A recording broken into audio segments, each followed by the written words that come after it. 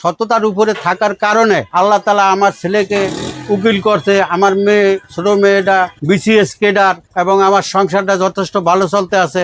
বরগুনার টাউন হলে এমন একটি ওয়ার্কশপ যেখানে মালিক নিজেকে বলেন অদক্ষ, গরিব, অশিক্ষিত।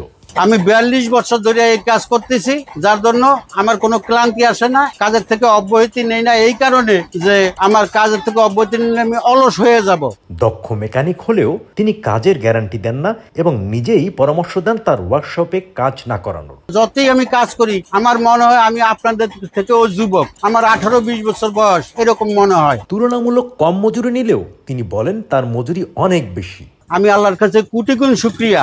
আমি সবার কাছে অনুরোধ করি, সৎভাবে চলেন, সৎভাবে চললে আল্লাহ তাআলা একদিন শান্তি অবশ্যই দিবে। এমন ব্যতিক্রমী ওয়ার্কশপ নিয়ে কৌতূহলের শেষ নেই স্থানীয়দের।